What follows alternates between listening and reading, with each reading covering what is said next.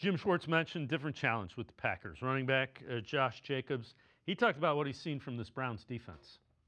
Yeah, obviously, they have a really good defensive front. I mean, they have one of the best defensive guys in the league, over there. So, that's going to be a big challenge. They've been stopping the run really, really good. They got pretty good DBs, too. So, I mean, I think it's going to be an interesting week for us, to be able to see where we at to go against a great defense like that. But I think it'll be fun. I'm not going to say as a proving ground, more so as a heavyweight fight. It's going to be a battle. You're going to have to, swing and take some punches and things like that, but you just got to keep swinging. I think it's going to be one of those games where you're going to come out that game a little sore, but it just is what it is. So, G. Bush, we talked a little bit about the secondary. Ward Newsome, love that. Are you concerned with the depth? I mean, I think I've seen enough of Cam Mitchell that I don't want him singled up on anybody, and I'm not sure yet about Miles Harden.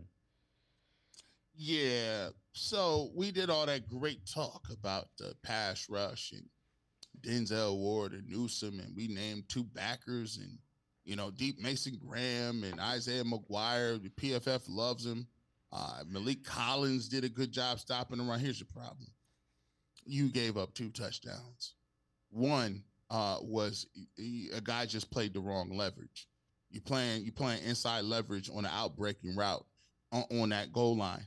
They're not on the goal line, but over the 50-yard line. There's based on where the motion went and where the guy is running, there's only 1 or 2 routes he can possibly run, and one of them is the corner route, which you got beat on. The Cam Mitchell experiment for me is over. But then again, you have Harden back there, and I don't know if he quite understands what needs to be happening. I don't know if they're quite secure on their assignments, and I just frankly don't know how good they are. I haven't seen anything from Cam Mitchell that tells me he's the heir apparent or some guy that's going to be a difference maker, because he seems to be getting beat in preseason games, regular season games, in the off season and practice. I just haven't seen it. So when you have an opportunity to go out there and do something and you don't, and you keep getting torched, then it's like, all right, well, teams with great offensive coordinators is going to say, all right, we're going to find you and we're going to make that guy play.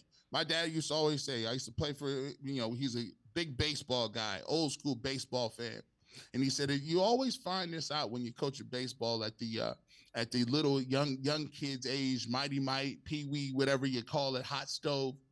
Back when I called it, it was American Legion ball you played, right? VF and W. But guess what? He said you can never hide a kid. If a kid can't catch, he can't play, you put him at second base. If he can't field a ground ball at second base, you put him in right field. He said it's a funny thing in baseball. The baseball always seems to find the guy that cannot field the ball. And I said, man, you are quite right. In football, they will do the same thing. It's funny how they find the nickelback. You're like, listen, how are they finding this guy? Are they just running plays just for him? Yes, they are. They're running plays at him, and they're competent enough to do it. They got a quarterback. They got the receivers to do it. They will victimize him all day if the Browns don't figure that out. Yep, and you know what? LaFleur is one of the better guys at scheming things up like that, so that's without question a concern.